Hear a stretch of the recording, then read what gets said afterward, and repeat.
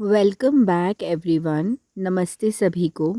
आज खटस्थ योगा श्रृंखला महर्षि घिरंट में ध्यान के जो 3 तरीके हैं, स्थूल ध्यान, ज्योतिर्ध्यान और तीसरा सूक्ष्म ध्यान।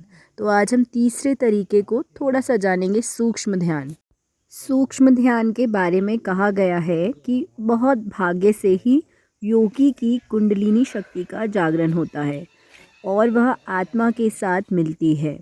नेत्र रंध्र से बाहर होकर ऊर्ध्व भाग मतलब वर्टिकली एक रास्ते पर, जिसका नाम राजमार्ग है, हमारे शरीर के अंदर राजमार्ग नाम के स्थान में घूमती है। लेकिन क्योंकि कुंडलिनी शक्ति इतनी छोटी सूक्ष्म होती है और चंचल होती है, उस वजह से दिखाई नहीं देती। इसके लिए शांभवी मुद्रा में कुंडलिनी का ध्यान करना चाहिए और यही सूक्ष्म ध्यान कहलाता है, जो कि बहुत ज़्यादा गोपनीय मतलब सीक्रेट है और देवताओं के लिए भी यह बहुत दुर्लभ है। स्थूल ध्यान से ज्योति ध्यान 100 गुना बड़ा है, श्रेष्ठ है, और ज्योति ध्यान से सूक्ष्म ध्यान लाख गुना श्रेष्ठ है।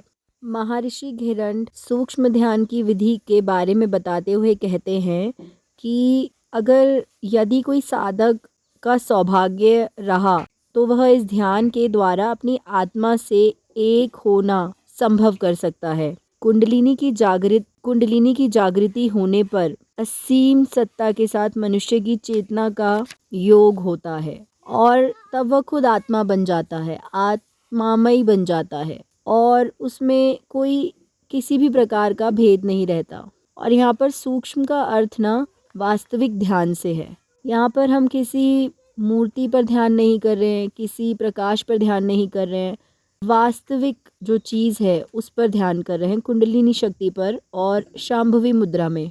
महर्षि घिरंट ने इस ध्यान के बारे में कुछ ज़्यादा बताया नहीं है, क्योंकि इस ध्यान के बारे में इतना ही कहते हैं कि वहाँ पहुँचना आत्म साक्षात्कार होना है, आत्म तत्व से एक हो जाना है। जब आप यहाँ तक पहुँच ही जाएंगे तो बताने के लिए कुछ रह नहीं जाएगा।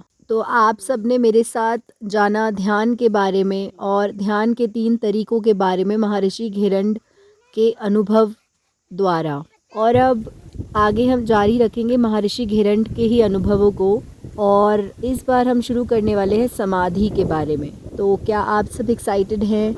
नहीं भी हैं तो ज़रूर सुनिएगा, आप एक्साइटेड हो जाएंगे। ये गुप्त रहस्य ना किसी को भी उत्तेजित एक्साइटेड कर सकता है। तो आप सुनते रहिएगा ध्यान से और समझने की भी कोशिश कीजिएगा, क्योंकि यह आपका समय तो बिल्कुल ख़राब नहीं करेगा, कुछ ना कुछ तो आप लेकर जाएंगे ही अपनी बुद्धि में। यहाँ तक सुनने के लिए आप सभी का बहुत बहुत धन्यवाद।